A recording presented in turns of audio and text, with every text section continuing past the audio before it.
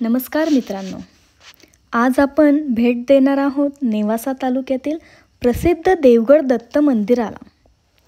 हे मंदिर केवळ एक धार्मिक स्थळ नसून तर भक्तांसाठी श्रद्धा आणि भक्तीचे प्रतीक आहे। नगरहून या पवित्र स्थळी जाण्याचा प्रवास कसा आहे, मंदिराचा इतिहास काय आहे आणि येथे कोणते उत्सव मोठ्या भक्तिभावनेने साजरे होतात, या सगळ्याची माहिती आपण या व्हिडिओत पाहणार आहोत।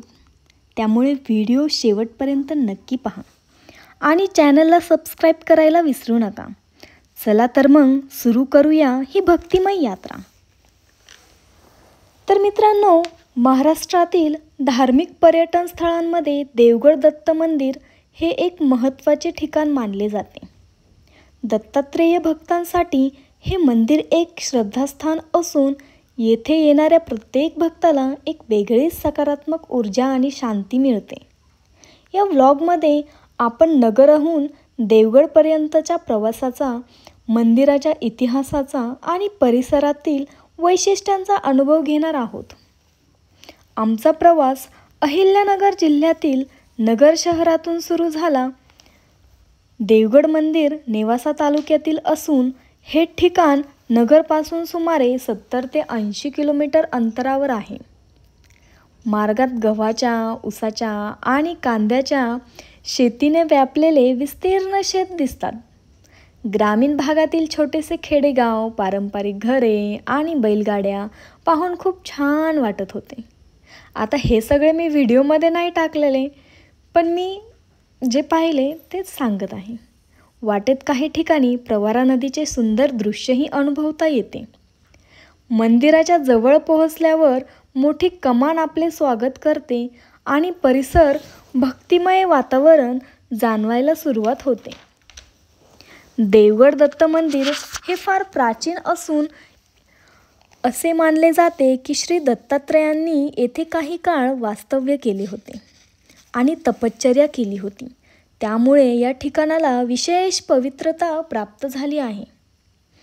हे मंदिर भक्तांसाठी श्रद्धा आणि भक्तीचे केंद्र बनले आहे। अनेक संत, साधू आणि गायक या ठिकाणी येऊन भजन कीर्तन करून भक्ती रसात तल्लीन होतात।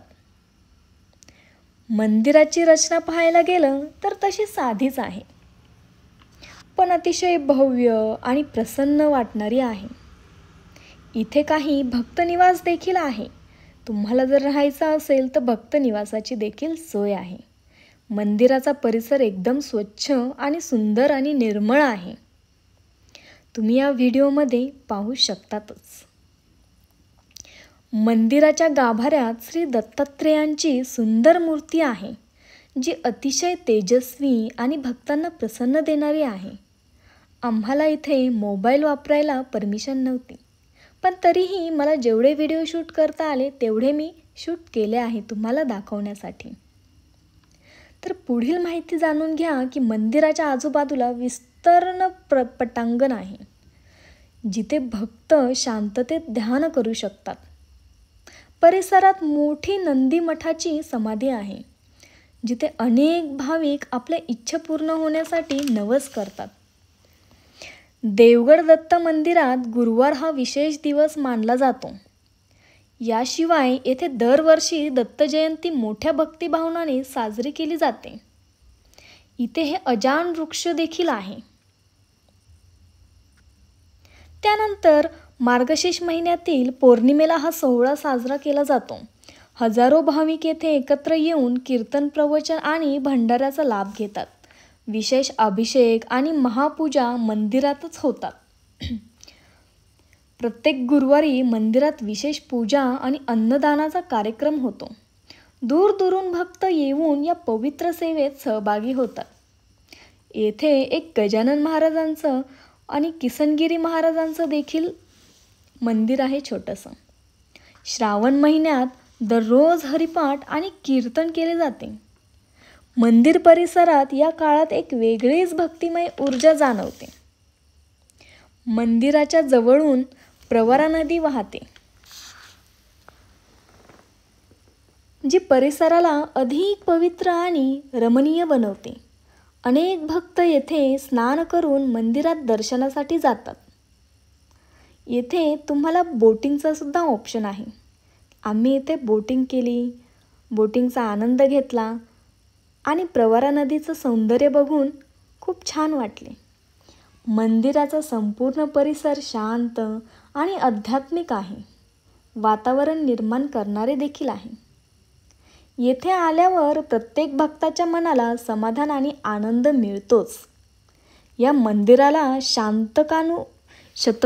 शतके भक्तांची श्रद्धा लाभली आहे, जी आजही कायम आहे.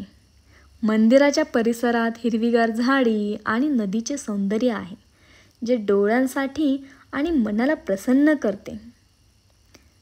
देवगड येथील दत्त मंदिर हा निसर्गसंपन्न आणि भक्तिभावनाने परिपूर्ण असा आध्यात्मिक ठेवा आहे.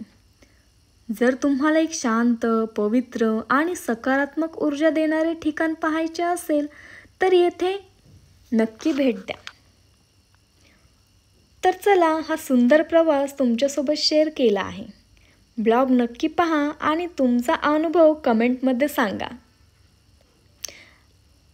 परतीचा प्रवास करताना आम्हाला उशीरच झाला, कारण की आम्ही नगरमधून सुमारे 3 वाजता निघालेलो.